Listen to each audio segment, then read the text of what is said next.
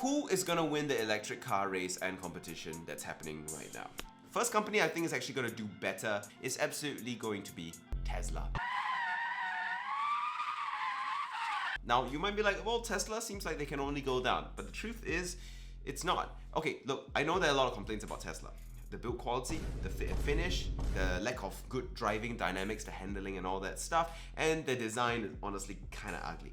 But Tesla knows its target audience, and the direction Tesla is going for the next future target audience is also really, really good on both fronts. But what I really think is going to be Tesla's kind of forte is actually going to be the budget car industry. If you look at the trend that Tesla has followed in terms of pricing of the cars, Model X, Model Y to the Model 3, is that it's clear to see Tesla is trying to bring the prices of electric cars down, at least their own electric cars. The only reason that early cars were really expensive is because, well, early adopter tax. When you need to develop technologies, you need to charge more and be hitting that premium kind of price range. But now that they've kind of developed the technology, it's gotten more mature and they've got their factories and gigafactories and everything, Tesla can actually really, start to drive costs down, and they're kind of one of the few companies in the prime spots to do so. I think the only companies that are in the same position as Tesla, in which they already have the factories, the electric car manufacturing facilities, is BYD.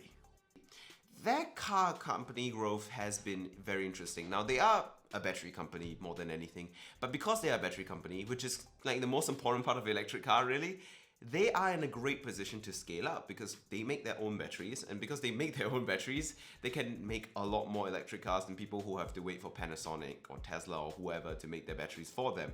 And that is very, very important.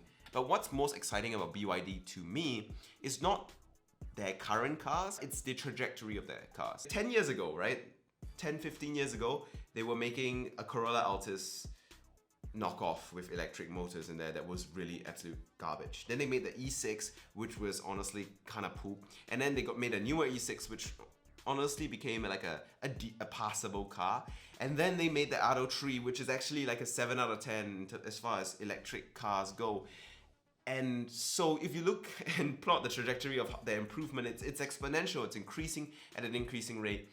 And that is really exciting stuff. So, I feel like they're gonna do really well. The next company I think is gonna really do well after this electric car competition and race is over is absolutely going to be Volkswagen. Now, if you've seen the money moves that Volkswagen are making, it's like, ooh, they're kind of getting ready for the race and they're really, really getting into it. Some of the electric cars they've done are already amazing.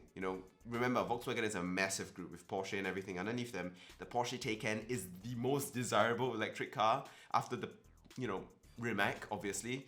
Oh, and speaking of Rimac, they have merged with Rimac, so now they have access to Rimac's technology and the hypercars. Volkswagen is a company that does that kind of thing, so I feel like if Volkswagen takes over some sort of battery manufacturing business, they're kind of in a prime spot to take over because, well, they have brands in every single field, every single price range, every single area of competition, and that allows them to have the scale to experiment things, to have the technologies, to have the manufacturing capabilities to just do insane things. The next company that's absolutely going to do well once the electric car dust settles, and that is Ford. Now, you might be like, Ford? Seriously, Ford? But yes, Ford, seriously. I mean, they made the F-150 Raptor, which was the most popular car in America for like a couple years straight. And then they electrified it. But the thing that was impressive about the electrified F-150 was not that it was, just electricity. It was done well. The transition is seamless. Anyone driving an F-150 Raptor looking for a new pickup truck suddenly goes, oh, there's an electric one now. It's gonna save me money because it's electric and it's new, it's cool, it's fancy. And it drives, feels, looks, and is as good, if not better in every single way than my old F-150 Raptor. Why not? Next up, the car companies that I think won't do all that well once the dust settles after the electric war is over. Number one, BMW. I don't think I really need to explain this. If you've taken a look at the iX, they're just not that great. They're really not that good. The mileage isn't that good, the features aren't that good. Yes, the iX Coupe is based on 4 Series, so it looks quite nice, but apart from that, it's just not that impressive of an electric car. But I think BMW is going to end up in a worse spot after the electrification thing is a bit more mature.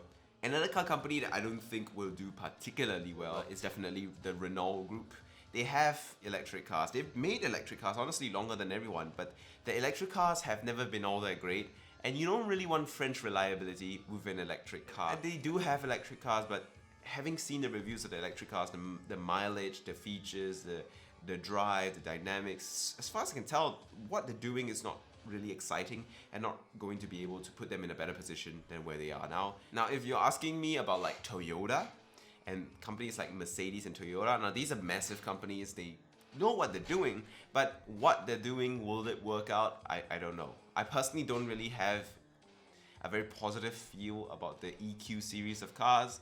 And as for Toyota with the hydrogen fuel cell, I pray that their hydrogen combustion engines or their hydrogen fuel cell stuff works out and does well. But I don't have a lot of confidence in them.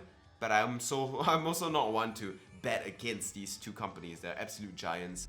So here are my bets. If I'm wrong in 10 years, 15 years, come back to this video and tell me. But as for now, what do you think? Do you agree? Do you disagree? Tell me in the comments. I'd love to hear what you think. Like, subscribe, all that good stuff. There'll be more videos every week. Bye.